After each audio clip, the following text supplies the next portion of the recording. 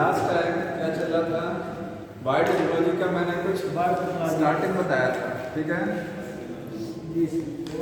कैसे बायोटेक्नोलॉजी में क्या प्रिंसिपल है उसका, क्या क्या रिक्वायरमेंट होती है, कोई जेनेटिक इंजीनियरिंग जीन क्लोनिंग करानी है, क्या क्या रिक्वायरमेंट चाहिए, ठीक है।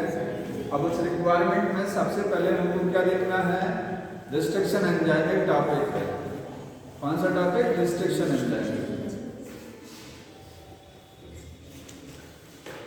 सही से कुछ ले टॉपिक नहीं हुआ।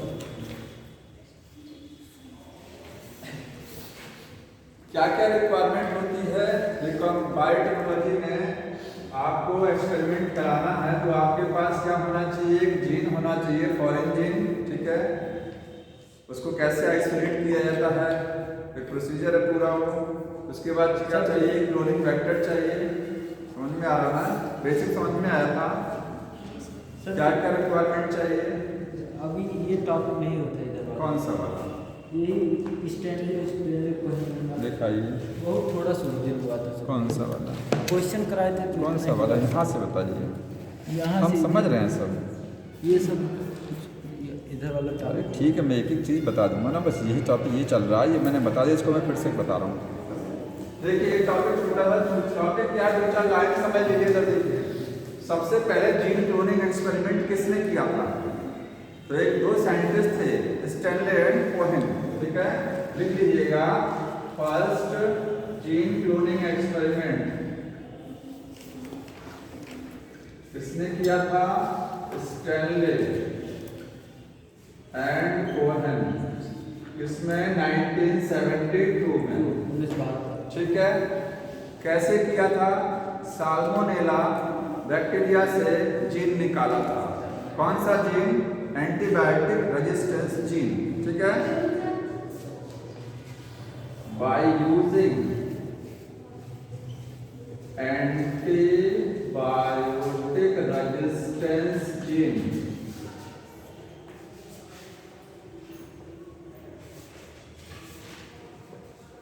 बाय क्लोनिंग लिखिए।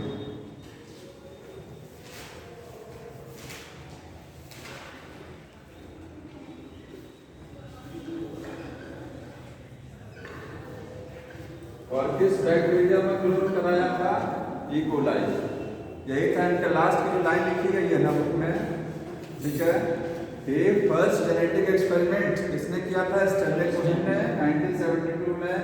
और साल्मोनेला टाइप की जो बैक्टीरिया होता है वहाँ से एंटीबायोटिक रेजिस्टेंट जीन निकाला और ट्रांसफर कर दिया एशर्सिया कोलाई बैक्टीरिया में। वो क्या करेगा, एंटीबायोटिक बनाने लगेगा, ठीक है। एंटीबायोटिक जीन सीखो, देखिएगा रेजिस्टेंस लिखा है, रेजिस्टेंस नहीं हुआ, एंटीबायोटिक जीन, ठीक है। सॉरी रेजिस्टेंस वाले।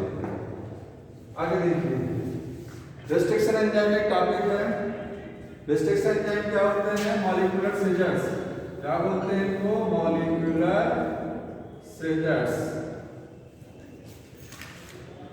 क्यों बोलते हैं, क्योंकि ये मॉलिक्यूल को कट करते हैं। मॉलिक्यूल को काटने वाली एक कैंची है।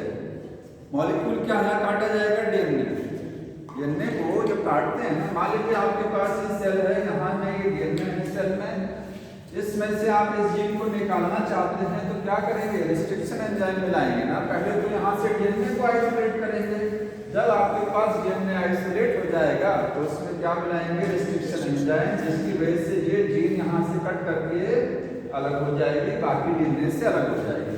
मॉलिक्यूलर सीजर है, ठीक है।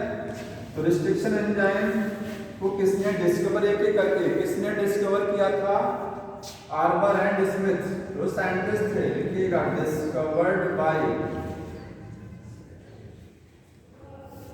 Arbor and Smith. पूरा नाम क्या है, वार्नर आर्बर और हैमिल्टन स्मिथ नाम, ठीक है। इन्होंने डिस्कवर किया था। रिस्ट्रिक्शन एंजाइम कहाँ से आइसोलेट किए जाते हैं, तो बैक्टीरिया से, प्रोकैरियोट से, वहां से निकाले जाते हैं, आइसोलेटेड फ्रॉम बैक्टीरिया। बैक्टीरिया का मतलब प्रोकैरियोट से इनको निकालते हैं। कितने रिस्ट्रिक्शन एंजाइम, कितने, 900 से ज्यादा रिस्ट्रिक्शन एंजाइम अब तक आइसोलेट हो चुके हैं, 900 से ज्यादा, मोर देन 900 लिखेंगे, मोर देन डिस्कवर्ड हैं। और कम कितने बैक्टीरिया से? 900 नहीं, 230 बैक्टीरिया की वैरायटी से, ठीक है। From 230 strains of bacteria. Strain का मतलब वैरायटी होता है। 230 बैक्टीरिया की वैरायटी से निकाले गए इतने एंजाइम। रिस्ट्रिक्शन एंजाइम बैक्टीरिया बनाता है। क्यों बनाता है? तो उसका मकसद होता है अपने आप को प्रोटेक्शन के लिए, ठीक है। अपने को प्रोटेक्ट कराने के लिए बैक्टीरिया में क्या बनता है? Restriction enzyme. समझ में आया? लिखेंगे bacteria produce restriction enzyme for its defence. अपने डिफेंस के लिए, अपनी सुरक्षा के लिए बैक्टीरिया क्या करता है? रिस्ट्रिक्शन एंजाइम बनाता है। लेकिन एक चीज यहाँ पर यह है कि मान लीजिए ये बैक्टीरिया है, ये क्या कर रहा है? रिस्ट्रिक्शन एंजाइम बना रहा है। तो ये रिस्ट्रिक्शन एंजाइम दूसरे डीएनए को काटता है। दूसरे डीएनए को काटेगा ना, डीएनए काटने के बना। लेकिन बैक्टीरिया अपने डीएनए को कैसे बचाता है? तो एक प्रोसेस होता है रिस्ट्रिक्शन मॉडिफिकेशन सिस्टम। मतलब अपने लिए जहां से रिस्ट्रिक्शन एंजाइम बन रहा है, बैक्टीरिया बना रहा है, तो अपने डीएनए को कैसे बचाएगा? क्योंकि ये भी तो डीएनए है ना, अपना भी डीएनए कर सकता है अपने एंजाइम से। तो अपने डीएनए को वो मिथाइलेशन प्रोसेस से बचाता है। मिथाइलेशन समझते हैं ना? मिथाइल ग्रुप का ऐड कराना। इस प्रोसेस को हम लोग रिस्ट्रिक्शन मॉडिफिकेशन सिस्टम बोलते हैं। बैक्टीरिया अपने डीएनए को मॉडिफाइड कर लेता है, चेंज कर लेता है। कैसे? मिथाइलेशन प्रोसेस से। और अपने डीएनए को बचा लेता है अपने ही रिस्ट्रिक्शन एंजाइम के अगेंस्ट। समझ में आ रहा? अपना डीएनए नहीं कटेगा। इस चीज को लिखिएगा का पॉइंट बोल रहा हूं, लिखिए bacteria protects its own DNA. Bacteria protects its own DNA by own restriction enzyme. Bacteria protects its own DNA by own restriction enzyme. Own restriction enzyme through, आगे लिखेंगे through restriction modification system. Through restriction modification system. Bracket में लिखिएगा वो system होता क्या है? Bracket में लिखेंगे methylation of its DNA. Methylation of own DNA लिख सकते हैं। अपने डीएनए को मिथाइलेशन करा देगा। समझ में आ रहा है? अब रिस्ट्रिक्शन एंजाइम कहाँ से आइसोलेट किए जाते हैं मैंने बताया। इसके बाद रिस्ट्रिक्शन एंजाइम का नाम कैसे रखा जाता है? नॉमेनक्लेचर कैसे मीनिंग करते हैं, ठीक है। जैसे बहुत सारे रिस्ट्रिक्शन एंजाइम हैं। एक है इसमें EcoR1 है, ठीक है। EcoR1। दूसरा क्या हो गया? SMA1। और इसके बाद में है BAMH1। ठीक है। हैंड सेकंड हो गया, थर्ड भी होता है। हैंड से कॉमा करके लिखते जाइएगा। आप ब्रैकेट में ना नाम लिख लीजिए, इन सब पे कॉमा करके ब्रैकेट में नाम लिख लीजिए, ठीक है। हैंड थर्ड, हैंड हो गया सेकंड और थर्ड। कैसे नाम रखा जाता है? जैसे नॉमेनक्लेचर का सिस्टम बताया था ना किसने? कैरोलस लिनियस में बताया था ना। किसी ऑर्गेनिज्म का नाम कैसे रखते हैं? जीनस है, स्पीशीज है, ऐसे यहाँ पर ये नेमिंग कैसे की जाती है। तो एक का समझ लीजिए इसमें EcoR1 नाम कैसे रखा गया, ठीक है। तो जैसे मान लीजिए EcoR1 एक रिस्ट्रिक्शन एंजाइम का नाम है। कैसे है? फर्स्ट लेटर, पहला लेटर कैपिटल होगा ये, ठीक है। समझ में आया? अगले दो लेटर क्या होंगे? स्मॉल होंगे। EcoR1 है। First letter denote the genus. ये है फर्स्ट लेटर ऑफ जीनस। किस बैक्टीरिया से निकाला गया? Escherichia coli. इशर्सिया कोलाई में जीनस क्या है? इशर्सिया। इशर्सिया में फर्स्ट लेटर क्या है? E। जिस बैक्टीरिया से निकाला जाता है उस बैक्टीरिया के जीनस का पहला लेटर रिस्ट्रिक्शन एंजाइम का पहला लेटर होता है। लिखा ना? फर्स्ट लेटर ऑफ जीनस ये बताता है। E denotes the first letter. आगे जो नेक्स्ट टू लेटर क्या बताएंगे? अगले दो लेटर बताते हैं स्पीशीज के फर्स्ट टू लेटर। ठीक है, ये क्या है, first two letters of species के पहले दो लेटर अगला आता है यहाँ पर जो नेक्स्ट है। ठीक है, हो गया, कोलाई में CO होता है।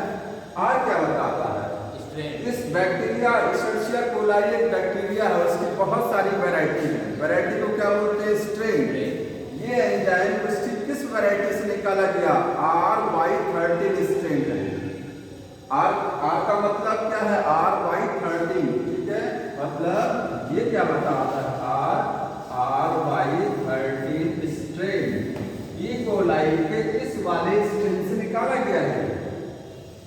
समझ रहे हैं ना, RY13। और फर्स्ट क्या बताता है, Roman number discovery, sequence of discovery. ये रिस्ट्रिक्शन एंजाइम इशर्शिया कोलाई बैक्टीरिया के इस स्ट्रेन से निकाला गया है और पहले नंबर पर फर्स्ट एंजाइम है ये। अगर मान लीजिए EcoR1 सेकंड होगा तो क्या होगा, इस इशर्शिया कोलाई के RY13 स्ट्रेन से निकाला गया दूसरा एंजाइम अगर कोई होगा तो EcoR सेकंड होगा, EcoR थर्ड आगे का होगा। समझ में आया, सेम बैक्टीरिया के सेम स्ट्रेन से अगली बार निकाला गया, सीक्वेंस ऑफ डिस्कवरी बताता है।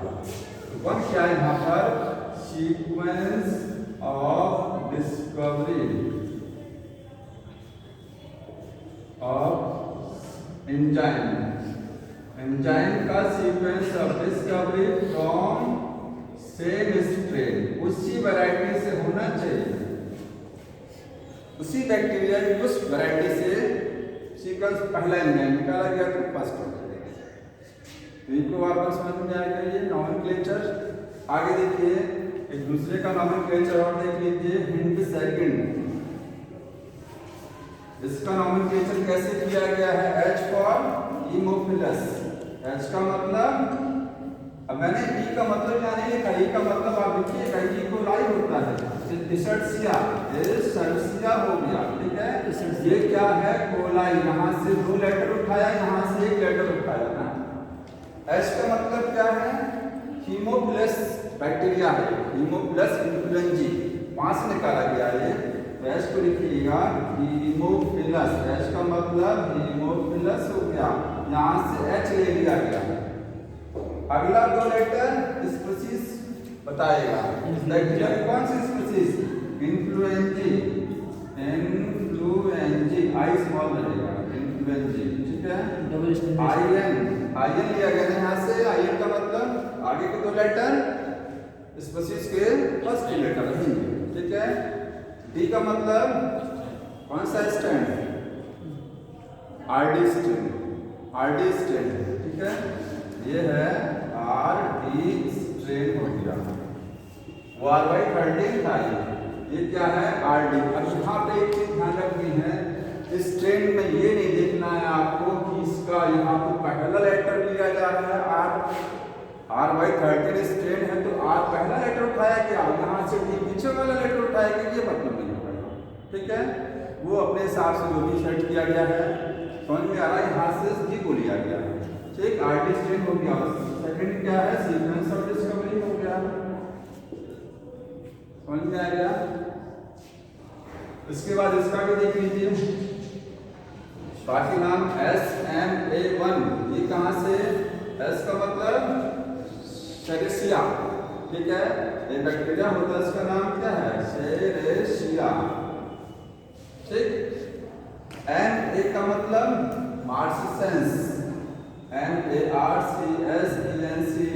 ठीक है, यहाँ स्ट्रेन नहीं है, यहाँ पर कोई स्ट्रेन नहीं है। देखिए, ये जीनस हो गया, ये स्पीसीज हो गया, सीधे सीक्वेंस ऑफ डिस्कवरी आ गई। स्ट्रेन नहीं है तो स्ट्रेन नहीं है तो इसका मतलब सिंगल स्ट्रेन होगा इस बैक्टीरिया का, कोई वैरायटी नहीं होगी, अकेला है, ये अकेला बैक्टीरिया है।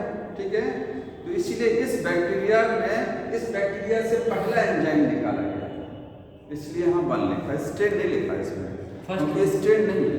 तो यहाँ एक ही सिंगल वैरायटी है, कौन सी वाली है, यही इसका नाम है, ये जीनस स्पीसीज हो गया। ठीक, ये हो गया। और कौन सा बच्चा, बैन H वाला, तो बैन H1। B का मतलब बेसिलस, ठीक है, B stand for bacillus, bacillus.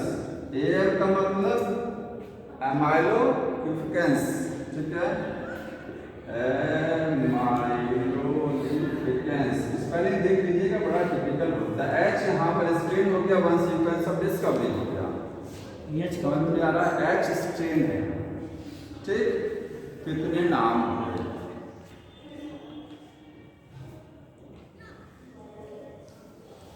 इसमें आपको ध्यान इको आर्गन का ही रखना है, वही बुक में दिया ही हुआ है, समझ में आया। आगे देखिए, रिस्ट्रिक्शन एंजाइम कैसे डीएनए को काटते हैं, मैकेनिज्म समझना है।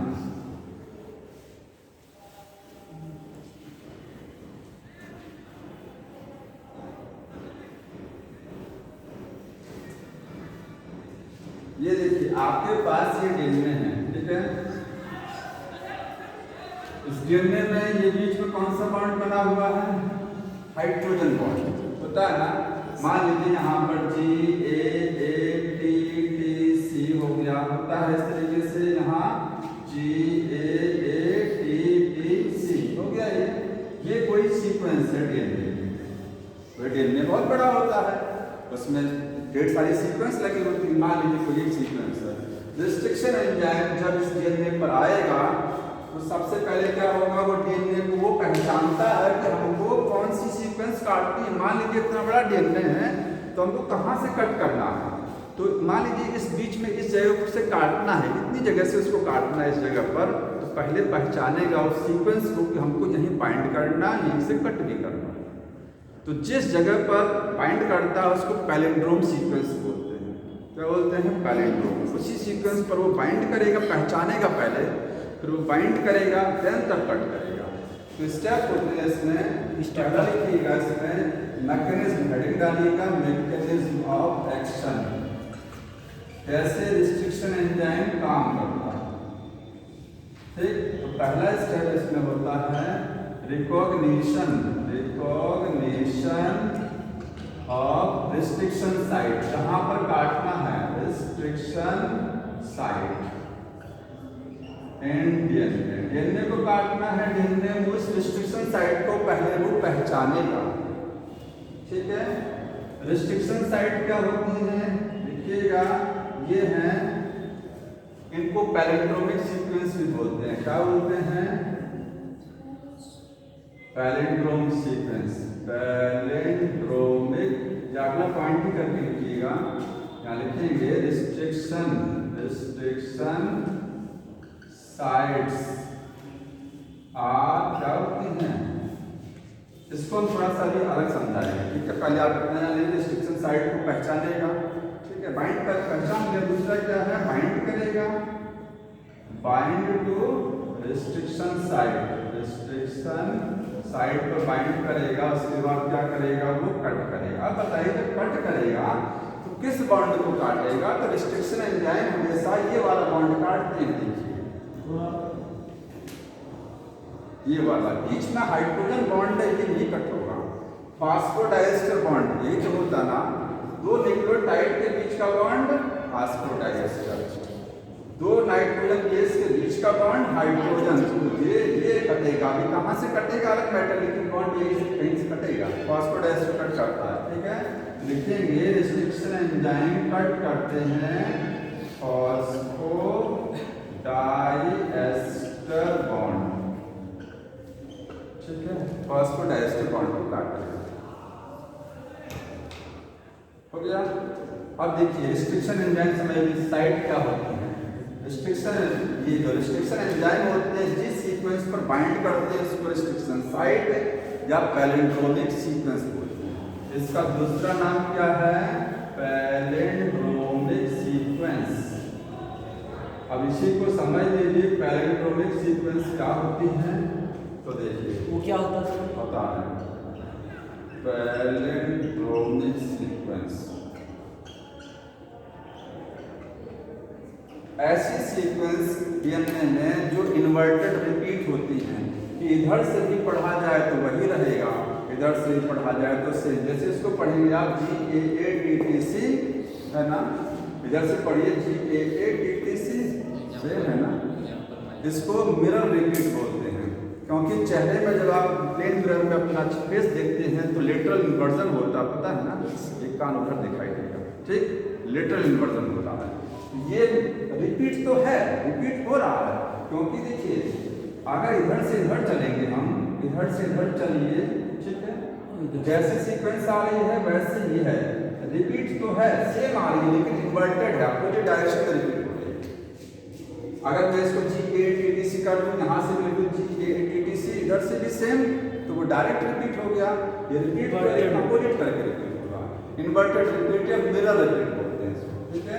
तो ये क्या है, मिरर रिपीट हो गया, या फिर इसको इन्वर्टेड रिपीट बोलते हैं, इन्वर्टेड रिपीट सीक्वेंस। और हमारे ये हो गया पैलिंड्रोमिक सीक्वेंस, इसी को पहचानेगा, इसी को कट करेगा। एग्जाम्पल इसका यही है। अब अगर इको R1 होता है, हमारे भी बुक में लिखा गया है कि इको R1 जो है, इको R1 किस साइड को पहचानेगा, सबकी पैलिंड्रोमिक सीक्वेंस अलग अलग है। जितने रिस्ट्रिक्शन एंजाइम है 900 है ना, तो पैलिंड्रोमिक सब अपने अपने रिस्ट्रिक्शन साइट को अलग अलग पहचानते हैं, सेम रिस्ट्रिक्शन साइट नहीं होता है। जितने एंजाइम उतनी ही पैलिंड्रोमिक सीक्वेंस होती है, सबकी अपनी अपनी साइट होती है, ठीक है। जैसे इको R1 किस सीक्वेंस को पहचानता है, इस वाले को, और कट कहाँ करेगा, G और A के बीच में जाके कट करेगा, ठीक है। यानी कीजिएगा GAATTC हो गया, और ये बुक में बनाया गया। अगर इस इको R1 कट करेगा तो कहाँ कटेगा, देखिए इस तरीके से G अलग हो जाएगा, ठीक है, AATTC इधर चला गया, ठीक है। इसके बाद में यहाँ CTTAA और G यहाँ चला गया, हो गया ना, कट बन गया ना। कहाँ से कट बना, देखो जब ये कट बनेगा तो यहाँ से बनेगा ये, और ये यहाँ से कट बनेगा, G और A के बीच में कट बनना है, फिक्स होता है इसका, ठीक। तो जब कट बनेगा तो यहाँ से ये अलग हो जाएगा और यहाँ से ये अलग, तो आप देखेंगे रिजल्टेंट ऐसा आ जाएगा, देखने में ये देखिए ऐसे, और दूसरा हिस्सा इसका इस तरीके से जाएगा ऐसे। ये देख रहे हैं फिंगर हमारी, एक छोटा एक बड़ा, कट हुआ ना, ये देखो इस तरीके से है ना, एक छोटा है ऊपर और एक बड़ा हिस्सा, और इधर से हुआ तो इधर से एक बड़ा ऊपर और छोटा नीचे, क्योंकि कट यहाँ से हुआ, समझ रहे ना। इस तरीके से पूरा ये हिस्सा ही अलग हो जाएगा, वो अलग हो जाएगा, ठीक। इस तरीके से सीक्वेंस को कट करता है। अब जो ये जो कटिंग होती है ये दो टाइप की है, कोई जरूरी नहीं है कि सारे एंजाइम किनारे किनारे से कट करते हैं, कुछ बीच में से काटते हैं, एक्सेप्ट, समझ में आ रहा है।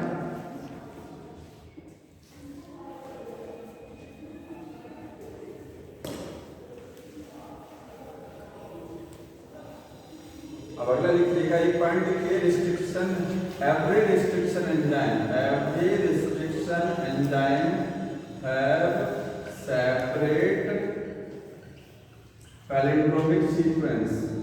काटने वाले जो सबकी पैलिंड्रोमिक सीक्वेंस क्या होती है, अलग अलग होती है, पहचानने वाली, सब अलग अलग सीक्वेंस को पहचानते हैं।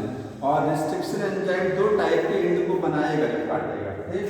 लिखेंगे restriction enzyme produce two types of and. काटते हैं ना तो उसमें दो कैटेगरी के एंड बनते हैं। ये वाला एंड बनता है, ये स्टिकी एंड है, स्टिकी समझ लेना। जैसे मान लीजिए इसको मैं ऐसे चाकू से एकदम काट दूं, बराबर बीच में से काटता हूँ। अगर आपके पास कोई साइट है, मान लीजिए GGG ये हो गया, बताइए ये पैलिंड्रोम है कि नहीं है। अगर DNA में कहीं ये वाली साइट लगी है तो ये भी तो पैलिंड्रोम है। बढ़िए इधर से ट्रिपल G, इधर से पढ़िए ट्रिपल G, जो इधर से है वही इधर से चल रहा है ना, इन्वर्टेड रिपीट। लेकिन ये जब कटती है तो ये बीच में से कटती है। इसको जो काटने वाले एंजाइम का नाम SMA1 होता है। कौन सा एंजाइम काटता है इसको, SMA1। वो इसको एग्जैक्ट बीचों बीच पहचान के काटता है, कटिंग साइड के हाँ बीच में, तो जब बीच में कटता है तो दोनों किनारे बराबर जा रहे हैं कि नहीं जा रहे हैं? देखिए बराबर है ना। इसमें ये वाला ऐसा नहीं हुआ एक एंड बड़ा और एक एंड छोटा नहीं बनता है ना, बीच में से कट रहा है। तो जितने भी रिस्ट्रिक्शन एंजाइम हैं वो दो तरीके के एंड बनाते हैं। कुछ तो बीच में से कहीं पर भी काट दो, मान लीजिए यहाँ से अगर कट करेंगे, अगर मैं यहाँ से काट रहा हूँ तब भी तो जो है एंड ऐसा ये वाला एंड नहीं बन रहा ना, ठीक है, बराबर कटिंग हो रही है। जहाँ पर ऊपर से कट रहा है नीचे से भी कट रहा है। इसको बोलते हैं, इसमें जो एंड बनेगा वो ब्लंट एंड बनेगा। कैसा बनेगा? ब्लंट। ब्लंट समझ रहे हैं ना, ये वाला किनारा फ्लैट, इसमें कोई हिस्सा निकला नहीं है, छोटा बड़ा नहीं है, सब बराबर है। ऊपर वाला स्टैंड और नीचे वाला स्टैंड बराबर जगह पर कटता है। और कुछ क्या करते हैं, ओवर हैंगिंग एंड बनाते हैं। ओवर हैंगिंग ये वाला होता है, एक छोटा और एक बड़ा। तो जितने 9 एंड रिस्ट्रिक्शन जाए हैं उनको दो कैटेगरी में डिवाइड किया गया। कुछ क्या ओवर हैंगिंग एंड बना देंगे, कुछ क्या है ब्लंट एंड बना देंगे। ओवर हैंगिंग का दूसरा नाम स्टिकी एंड। समझ में आ रहा है? इसको क्या बोलते हैं? स्टिकी, क्योंकि ये एंड आपस में इस तरीके से स्टिक कर सकते हैं बड़े आसानी से, ठीक। सो रिस्ट्रिक्शन एंजाइम दो तरीके के एंड बना सकते हैं। पहला लिखेंगे ओवर हैंगिंग, ओवर हैंगिंग या फिर स्टिकी एंड्स।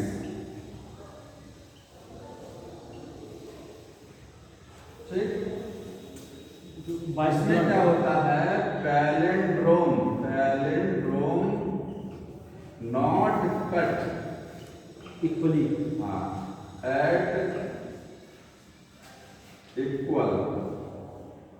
इक्वल साइड पर दोनों स्टैंड पर नहीं कटती है, in both stand equal side पर नहीं कटेगा, और इसमें इक्वल कटेगा। हाँ, नॉट कट इक्वल साइड, ठीक है। अलग अलग साइड पर कट हो रहा है, बीच में नहीं है। एग्जाम्पल है E-O-R1। कौन सा एंजाइम? E-O-R1 जब काटेगा तो कैसा एंड बनाएगा? Over hanging. ओवर हैंगिंग का सेंस ये होता है, ये एंड देखिए ये वाला, इसको आप क्या बोल रहे हैं? ओवर हैंगिंग एंड, ठीक है। अगर काटा गया तो एक एंड ऐसा बना और दूसरा एंड क्या बना? ये वाला बना, ठीक।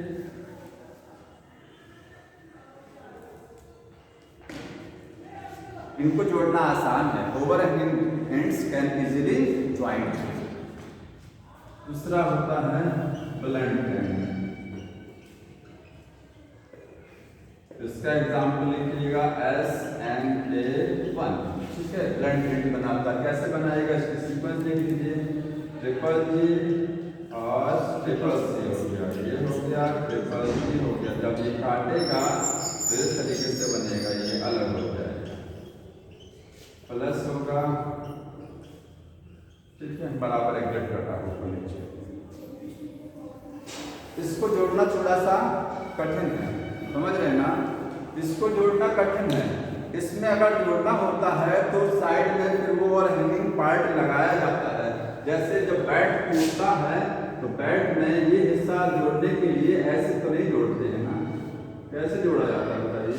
अगर उसका हैंडल टूट गया है तो उसको जोड़ने के लिए क्या करते हैं? इसमें इस तरीके का पार्ट बनाते हैं, ठीक है। इसमें इस तरीके का डेकोरेशन बनाएंगे तब क्योंकि बढ़िया जुड़ेगा। जोड़ने को तो वैसे भी जुड़ जाएगा, डायरेक्ट जुड़ जाएगा, फेविकोल से ऐसे जोड़ दीजिए, लेकिन जोड़ने के चांस ज्यादा है, कमजोर हो जाता है। सेम वही प्रोसेस, ये आसानी से जोड़ता है, मजबूत से जोड़ता है, ये मजबूत से नहीं जोड़ते हैं। तो इसको जोड़ने के लिए क्या करते हैं? मान लीजिए दो एंड बना ऐसा और ऐसा, इनको जोड़ना है, यहाँ ओवर हैंगिंग पार्ट लगाया जाएगा, ओवर हैंगिंग पार्ट लगाया जाएगा, तब वो आसानी से जोड़। तो ये हो गया रिस्ट्रिक्शन एंजाइम। और कुछ है इसमें बताइए?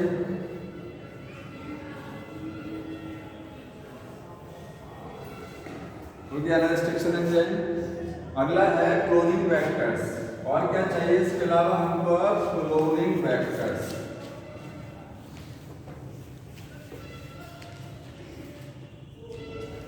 क्लोनिंग वेक्टर का मतलब जिस चीज की मदद से, जिस वेक्टर की मदद से हम, जैसे मान लीजिए आपके पास एक जीन है, कहीं से निकाल के लाए हैं, बहुत बढ़िया जीन है, इसको कहीं आपको क्लोन कराना है, इसी होस्ट सेल में भेजना है मल्टीप्लिकेशन के लिए, जिसका सहारा लिया जाएगा एक क्लोनिंग वेक्टर का।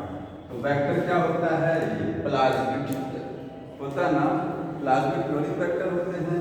इसमें इसको प्लाज्मिड को कट करेंगे, इसको यहाँ ले जा करके जोड़ेंगे, बन गया रिकॉम्बिनेंट डीएनए। अब इसको क्या करेंगे, होस्ट सेल में ट्रांसफर करा देंगे। ठीक है, इस एलियन डीएनए को जब हम प्लाज्मिड में जोड़ते हैं तो रिजल्टेंट क्या बनता है, हमको एक प्लाज्मिड मिलेगा जिसमें ये जीन जुड़ चुका है, इसको बोलते हैं रिकॉम्बिनेंट डीएनए। ठीक, और इसको होस्ट सेल में ट्रांसफर। तो एलियन फॉरेन जीन को होस्ट सेल में क्लोन कराने के लिए वेक्टर का सहारा लिया जाता है। क्लोनिंग वेक्टर्स क्या करते हैं, लिखिएगा use to transfer foreign gene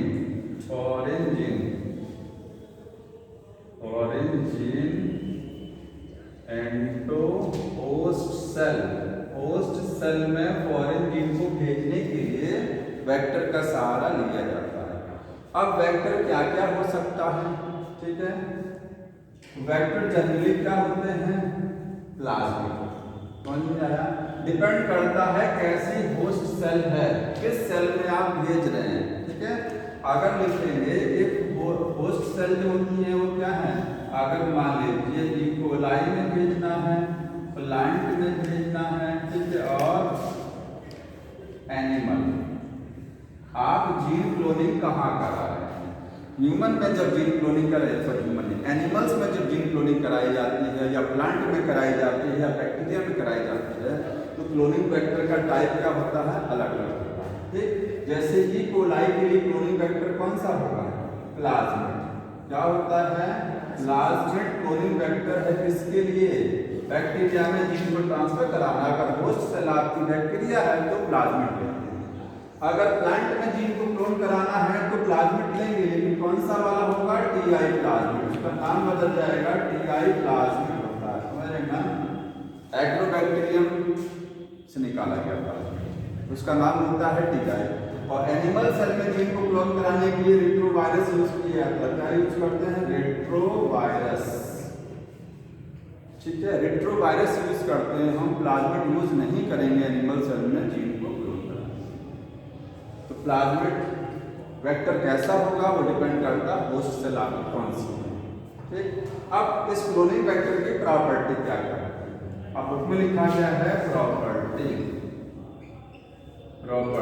किसी क्लोनिंग वेक्टर में क्या क्या होना चाहिए उसको, सब तो क्लोनिंग वेक्टर नहीं हो सकता ना। ठीक है, हर डीएनए क्लोनिंग वेक्टर की तरह काम नहीं कर सकता है। कौन सा क्लोनिंग वेक्टर माना जाएगा, इसको आप बोलेंगे क्लोनिंग वेक्टर की तरह है। क्या क्या प्रॉपर्टी, सबसे पहली प्रॉपर्टी है डायग्राम बुक में लिखा गया, देखिए इको कार्बन का डायग्राम बनाया है, पहले इसको ध्यान से देखते रहिएगा। लाइए हमको वो इस पेज पर आ जाइए, देखिए यहाँ चल रहे हैं हम, ओरिजिन ऑफ रेप्लिकेशन होना चाहिए, इसको बताएंगे, समझ रहे हैं ना। इसके बाद selective marker gene cloning sites होनी चाहिए, और ये हो गया। इस डायग्राम को ध्यान में रखिएगा, एक डायग्राम बनाता है, PBR 322 एक वेक्टर है, समझ में आया। तो क्या क्या खासियत होनी चाहिए इस क्लोनिंग वेक्टर में, देखिए सबसे पहले क्या होना चाहिए, ओरिजिन ऑफ रेप्लिकेशन, ORI का मतलब ओरिजिन ऑफ रेप्लिकेशन। अगर ओरिजिन ऑफ रेप्लिकेशन नहीं है तो क्लोनिंग वेक्टर नहीं है, क्योंकि यहीं से प्लाज्मिड या वेक्टर डिवाइड करता है। जैसे बुक में जो डायग्राम एक बना है वो बताइए किस चीज का डायग्राम है, एक डायग्राम बना है ना, ये किस चीज का डायग्राम, एक क्लोनिंग वेक्टर का है। ये नेचुरल क्लोनिंग वेक्टर नहीं है, वेक्टर नेचुरल भी होते हैं। ई कोलाई से प्लाज्मिड निकाल लिया, ठीक है, प्लाज्मिड है ना। जनरली क्लोनिंग वेक्टर क्या होता है, प्लाज्मिड। जान लीजिए बैक्टीरिया जो होते हैं, बैक्टीरिया में दो तरीके का डीएनए होता है, एक तो अपना डीएनए जो मेन डीएनए होता है, ठीक है, जो सबके अंदर डीएनए है, और एक एक्स्ट्रा डीएनए और होता है, वो भी सर्कुलर है, उसको हम लोग प्लाज्मिड बोलते हैं। हम लोग उसको किस तौर पे यूज़ करते हैं, हम लोग उसको बायोटेक्नोलॉजी में यूज़ कर लेते हैं, उसके दूसरे वाले डीएनए को यूज़ करते हैं। समझ में आ रहा है। तो दो टाइप का डीएनए है बैक्टीरिया में, दूसरा वाला प्लाज्मिड बोला जाता है। ये जो डायग्राम बना है ये आर्टिफिशियल बनाया गया है प्लाज्मिड, ये कहीं से निकाला नहीं गया है, ये आर्टिफिशियली बनाया गया है। कैसे, कई प्लाज्मिड के अलग अलग हिस्से को लेकर के एक बनाया गया है, समझ रहे हैं ना। जैसे मान लीजिए ये बैक्टीरिया है, यहाँ से प्लाज्मिड निकाला, दूसरे बैक्टीरिया से प्लाज्मिड निकाला, कई बैक्टीरिया के प्लाज्मिड निकाले और सबको जोड़ जाड़ करके एक नया प्लाज्मिड बनाया जिसमें सबकी खासियत है। कई बैक्टीरिया के प्लाज्मिड की इसमें प्रॉपर्टी है तो अच्छा तो ये वाला होगा ना, तो आर्टिफिशियली बनाया वाला है। तो हम नेचुरल वाले का ही बता रहे हैं या बनाए वाले का क्या क्या प्रॉपर्टी होनी चाहिए। पहला होना चाहिए ORI। ORI वो जगह होती है जहाँ से वो रेप्लिकेट करता है। देख रहे हैं बुक में लिखा गया ORI तो ये, अगर ORI साइट नहीं है तो रेप्लिकेट कहाँ से करेगा, क्योंकि डिवीजन यहीं से काटता ना। हमारे DNA में ORI साइट होती है कि नहीं होती है, बताइए? होती है ना। हमारे DNA रेप्लिकेशन मॉलिक्यूलर बायोलॉजी में पढ़े हैं ना, एस फिल्म में DNA replicate mechanism of DNA replication molecular में। तो देखिए हमारे DNA में ORI साइट होती है, बैक्टीरिया के DNA में, बैक्टीरिया में जो मेन DNA होता है वो भी तो सर्कुलर है, उसमें भी तो ORI साइट है, यहीं से तो डिवाइड करना चालू करेगा। हमारे अंदर मल्टीपल ORI होता है, एक से ज्यादा ORI होती है ह्यूमन के DNA में, समझ में आ रहा है? और प्रोकैरियोटिक सेल में एक ही ORI होती है, केवल सिंगल। ये दो जगह है जहाँ से ये दो कॉपीज की बननी चालू होगी, क्योंकि जब ये डिवाइड ही नहीं करेगा तो वेक्टर ही नहीं है ना भाई। देखिए एकदम क्लियर कर समझिए, आपने ये जीन निकाला कहीं से, इसको आप सोचते हैं कि इसकी कई कॉपी बनाना चाहते हैं, तो कॉपी बनेगी कैसे? जब तक, क्योंकि ये सेल्फ रेप्लिकेटिंग पावर नहीं है इस जीन में, समझ रहे ना? आखिर क्यों इसको हमको जरूरत पड़ी कहीं भेजने की? क्योंकि ये जीन अपने आप मल्टीप्लाई नहीं कर सकती है, इसको किसी का सहारा लेना पड़ेगा, ठीक है, जो मल्टीप्लाई करता हो। अब मल्टीप्लाई कौन करता है? तो प्लाज्मिड में हम लोग जानते हैं प्लाज्मिड सेल्फ रेप्लिकेशन पावर होती है, तो इसीलिए बैक्टीरिया से प्लाज्मिड निकाला जाता है ताकि इसको यहाँ जोड़ा जाए। और जब ये बैक्टीरिया डिवाइड करेगा, अपनी कई कॉपी रेडी करेगा, तो साथ में लगे हाथ इसकी भी कॉपी रेडी हो जाएगी, क्योंकि इसको हमने यहाँ जोड़ रखा है। लेकिन ये प्लाज्मिड पूरे में रेप्लिकेट भी नहीं करता है। ऐसे नहीं कि आपने जोड़ दिया प्लाज्मिड कहीं से ले आए बैक्टीरिया से, उसको जोड़ दिया बाहर, इसके बाद अभी रेप्लिकेट करना नहीं। प्लाज्मिड को भी चाहिए होस्ट सेल, उसी सेल में जाकर के ये डिवाइड, क्योंकि सेल के अंदर रहेगा तभी रेप्लिकेट करेगा, बाहर ये भी नहीं कर पाता है। इसीलिए इसको हम भेजते हैं एक होस्ट सेल में।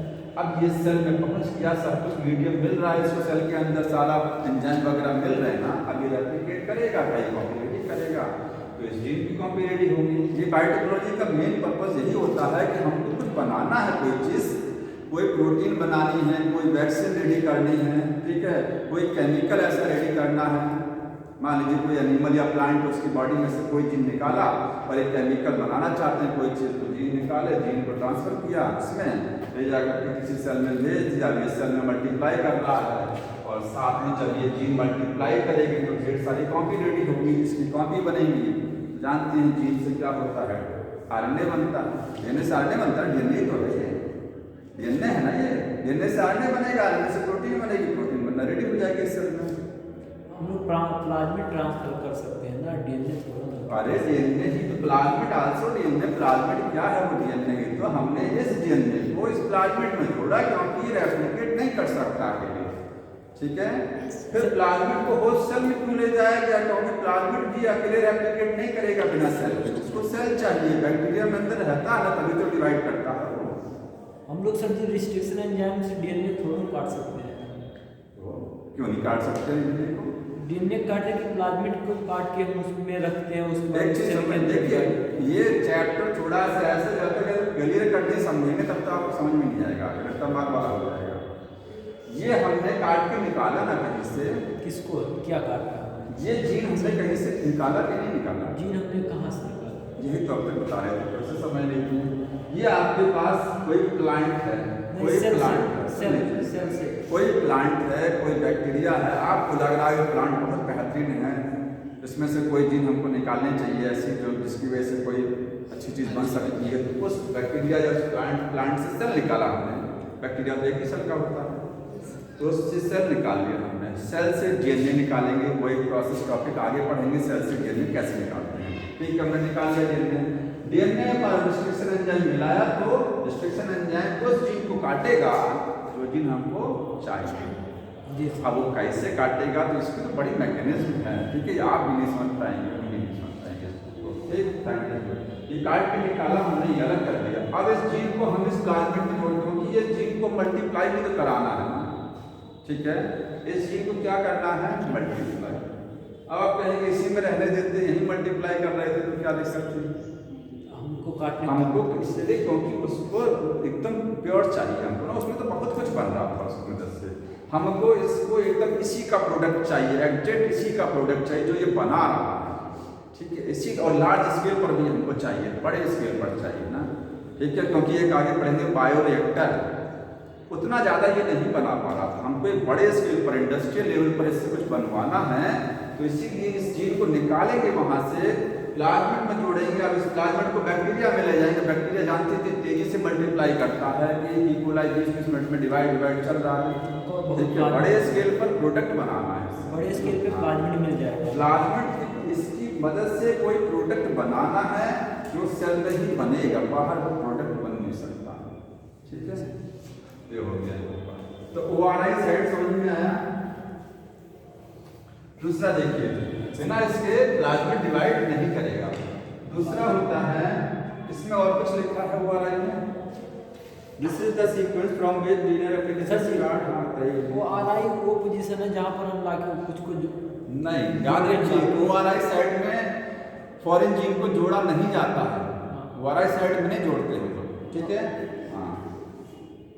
प्लाज्मिड का ORI साइट क्या भाग है, कौन सा? Any piece of DNA when linked to this sequence can be made to replicate within the host cell. This sequence is also responsible for controlling the copy number linked to this. So, to receive many copies DNA, it should be cloned in a vector RNA. This sequence is not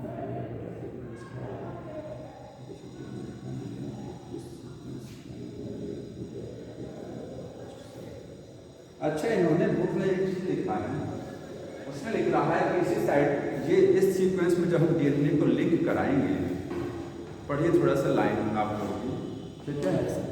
लिखा है this is the sequence from where replication start. ORI वो जगह होती है जहां से DNA replication start होता है, सब जानते हैं, ठीक है।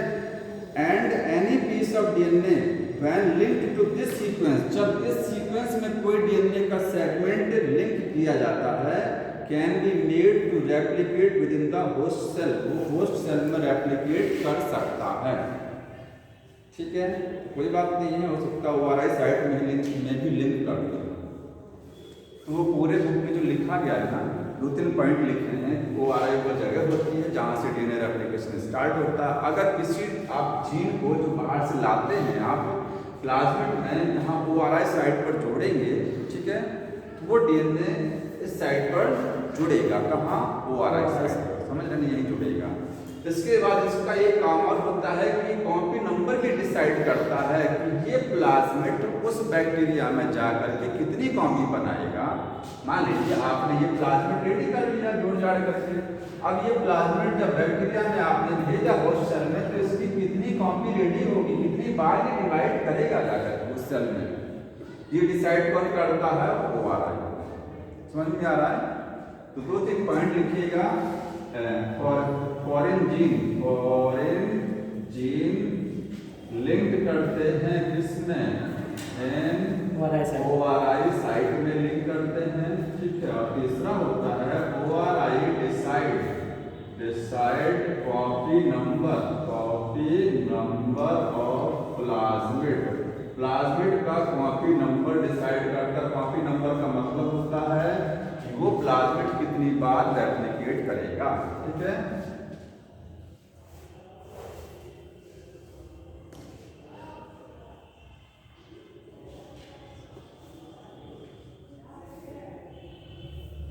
स्पेशली लिखिएगा number of time of plasmid replicate. Plasmid कितनी बार रेप्लिकेट कर रहा है, इसी को क्या बोलते हैं, कॉपी नंबर। वो प्लाज्मिड अच्छा होता है जिसका कॉपी नंबर हाई होता है, ठीक है। हम लोग उस प्लाज्मिड को अच्छा मानेंगे जो प्लाज्मिड में कॉपी नंबर ज़्यादा होता है, ठीक है। या एक लाइन और लिखिएगा, बेस्ट प्लाज्मिड जो होगा कंटेन हाई कॉपी नंबर, जिसका कॉपी नंबर ज़्यादा है प्लाज्मिड का वही प्लाज्मिड अच्छा माना जाता है, उसी को सेलेक्ट करते हैं। तो एक तो प्रॉपर्टी ये हो गया। दूसरी प्रॉपर्टी क्या होती है,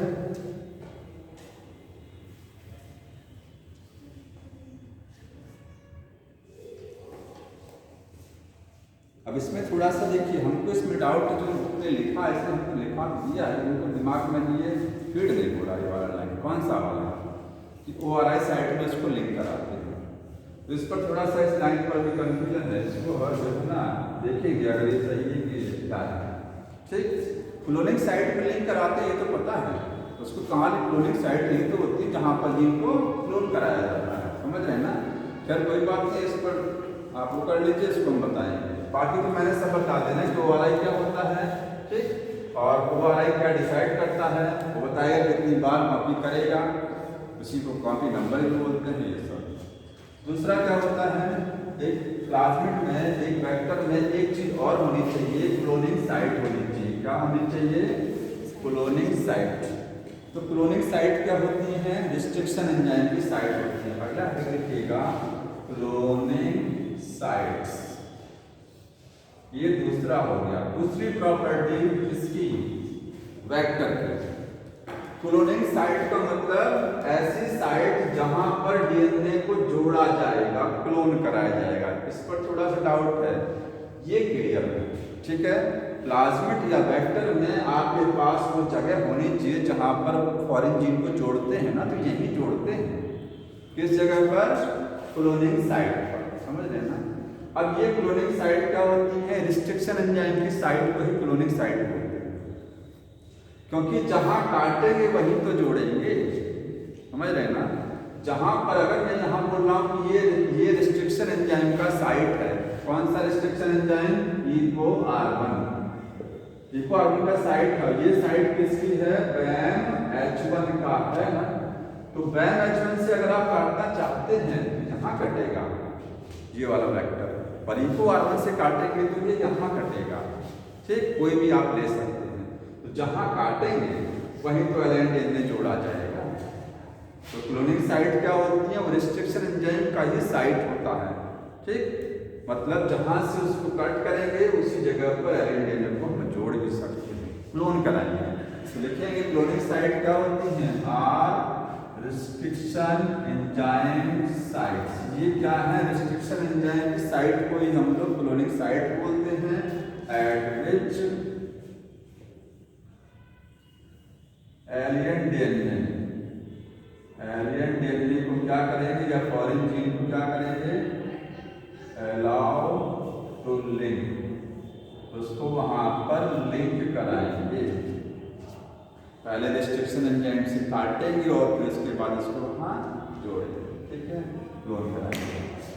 एक चीज और देखिए, जिस रिस्ट्रिक्शन एंजाइम से हम DNA को काट करके जीन को निकालते हैं, उसी रिस्ट्रिक्शन एंजाइम से आपको प्लाज्मिड को या वेक्टर को भी काटना पड़ेगा। ये समझ में आया ना कि कहाँ कटता है, प्लाज्मिड कहाँ कटेगा, क्लोनिंग साइट पर कटता है, क्योंकि जहाँ रिस्ट्रिक्शन एंजाइम का साइट होगा, जब आप एंजाइम मिलाएंगे इसमें तो वह एंजाइम पहचानेगा अपने सीक्वेंस को, यही कट बना देगा, ये तो पैलेंड्रोम है इसकी ना, ये कट कर देगा उठा करके। तो जिस प्लाज्मिड को जिस रिस्ट्रिक्शन एंजाइम से काटा जाता है उसी से इसको भी काटेंगे, सेम से होना चाहिए। ऐसा नहीं कि इसको आपने EcoR1 से काट दिया और इसको BAMH1 से कट कर दिया, खैर तो साइड BAMH1 का भी इसमें ना, तो ये गलत हो जाएगा। तो इसका रीजन क्या है, इसका रीजन समझते हैं ना कि सही रिस्ट्रिक्शन एंजाइम से क्यों काटा जाता है प्लाज्मिड को और DNA को, बताओ जी तुम। हाँ, सेम से क्यों काट करते हैं, सेम टाइप ऑफ एंड बनाने के लिए। जैसे अगर इसको आपने काटा मान लीजिए और आपका एंड बन गया ऐसे, ये देखिएगा लंबाई कितनी, ये इतना बाहर निकला है और ये इतना बाहर निकला, ठीक है। जब इसको आप काटेंगे तो इसमें भी ऐसा ही एंड बनना चाहिए ताकि वो आसानी से जुड़ जाए। देखिए ये भी तो ओवरहैंगिंग बना, ये छोटा, ये बड़ा, ये बड़ा, ये छोटा बना है ना। जितना हिस्सा इसका ये बाहर निकला हुआ है ना ये वाला, उतनी ही लंबाई इसकी भी होनी चाहिए। जुड़ने वाले में। हाँ, जब जितना हिस्सा बाहर निकला उतना हिस्सा यहाँ खाली होना चाहिए, बात एक ही होनी चाहिए। समझ में आ रहा, तभी जुड़ेगा ना। Same type of overhanging and, same type of sticky and. जैसे ये तुम्हारी फिंगर बड़े आसानी से ऐसे जुड़ सकती है, जुड़ सकते हैं ना, क्योंकि जितनी लंबाई इसकी है एक्स्ट्रा निकल रही उतना इसमें जगह भी तो दे रहा है। अभी इसी को मैं और छोटा बड़ा कर दूँ या कर दूँ इस तरीके से, तो क्या जुड़ जाएगा? ये नहीं जुड़ेगा, नहीं ज़्यादा बड़ा हो गया।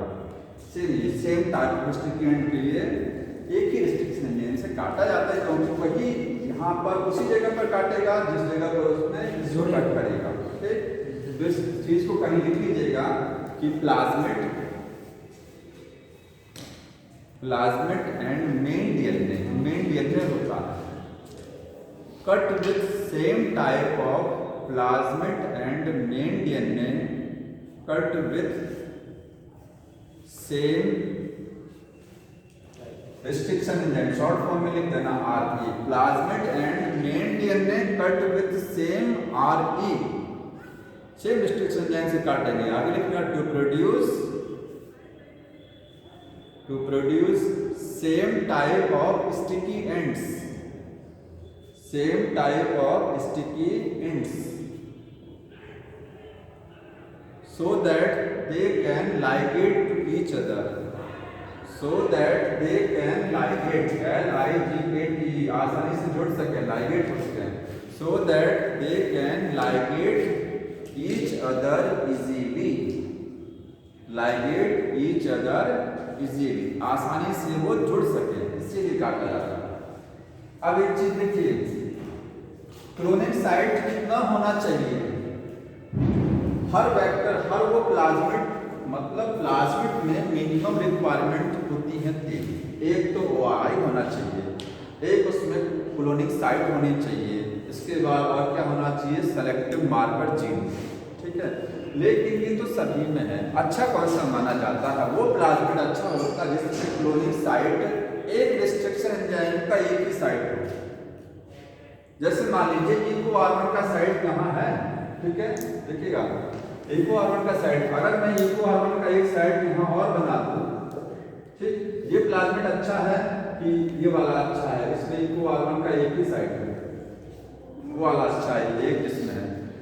एक रिस्ट्रिक्शन एंजाइम का एक ही साइट होना चाहिए, क्योंकि एक से ज़्यादा, अगर EcoR1 रिस्ट्रिक्शन एंजाइम है ना, इसकी एक से ज़्यादा साइट नहीं होनी चाहिए। एक से ज़्यादा हो जाएगी तो जब मिलाएंगे EcoR1 तो यहाँ से भी कटेगा तो यहाँ से भी तो कटेगा ना, कई जगह से वो कट जाएगा, प्लाज्मिड हो जाएगा बेकार। तो एक रिस्ट्रिक्शन एंजाइम का एक ही साइट होना चाहिए, ठीक है, मल्टीपल नहीं होना चाहिए। लेकिन सेवरल रिस्ट्रिक्शन एंजाइम की साइट भी हो, कई रिस्ट्रिक्शन एंजाइम का साइट हो ज़्यादा अच्छा है। जैसे EcoR1 का है, MH1 का, SNA1 का है, ठीक है, कई रिस्ट्रिक्शन एंजाइम का साइट होता है तो फायदा ये मिलता है कि जो भी आपके पास उपलब्ध है उसी से काट दीजिए। अगर सोचिए EcoR1 का ही साइट लगा हो एक ही एंजाइम का, तो उसको आपको खोज के लाना पड़ेगा, नहीं उपलब्ध है तो बैठे रहिए। और कई का होता है तो फ्लेक्सिबिलिटी आपके पास रहती है, ऑप्शन रहता है किसी से कट कर लीजिए। तो ये लाइन समझ में आ रही है? Good plasmid, good cloning vector should have several restriction enzyme site, कई रिस्ट्रिक्शन एंजाइम का साइट होना चाहिए, but one site for a single restriction enzyme, एक रिस्ट्रिक्शन एंजाइम का एक ही साइट हो। रीजन मैंने बता दिया, समझ में आ रहा है? यहाँ एक लाइन लिखिएगा, good vector have several restriction enzyme site, restriction enzyme sites, बहुत सारे रिस्ट्रिक्शन एंजाइम की साइट होती है, आगे लिखेंगे, बट वन साइट, एक ही साइट होती है फॉर वन एंजाइम, एक एंजाइम का एक ही साइट होना चाहिए, एक से ज्यादा ना, one site for one enzyme. ठीक, तो ये हो गया cloning site.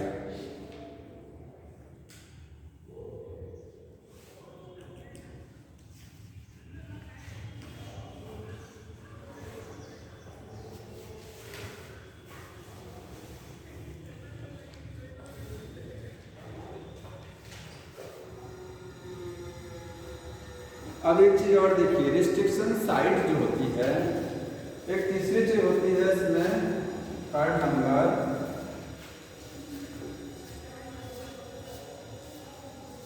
Selective marker gene लिखिएगा, सेलेक्टिव मार्कर जीन्स। ठीक है, थोड़ा सा पढ़ के आइएगा इसको। तो जैसे जैसे आगे पढ़ेंगे ना वैसे वैसे थोड़ा कॉम्प्लेक्स होता जाता है, इतना आसान भी नहीं है इस चीज़ को समझना। सेलेक्टिव मार्कर जीन क्या होती है? सेलेक्टिव मार्कर जीन ये होती है, मान लीजिए आपने ये प्लाज्मिड आपके पास है, ठीक है, आपने रेडी कर लिया, आइटम तैयार हो गया है, इसको भेजना है कहाँ? होस्ट सेल में। तो आपके पास बहुत सारी होस्ट सेल होती है ना, ये ढेर सारी होती हैं। ये प्लाज्मिड किस में पहुंचा?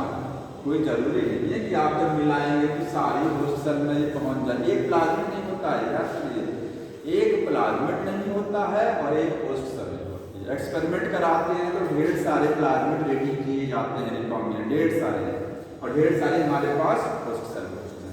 ये प्लाज्मिड किस सेल में पहुंचा ये कैसे पता लगेगा कि इसी में गया है? ताकि इसी को आप आगे फर्दर एक्सपेरिमेंट में सेलेक्ट करेंगे ना, पता लगा इसमें पहुंचा ही नहीं और लेकिन आप इसको आगे बढ़ा दिए, मतलब ही नहीं है। यही होता है सेलेक्टिव मार्कर जीन। प्लाज्मिड में कुछ जीन और लगी होती हैं जो ये बताती हैं कि ये प्लाज्मिड उस पर्टिकुलर होस्ट सेल में पहुंच गया है, सिलेक्शन कराने, पहचानने, ठीक है, इन्हीं को सेलेक्टिव मार्कर जीन। तो उसको आगे बढ़ा।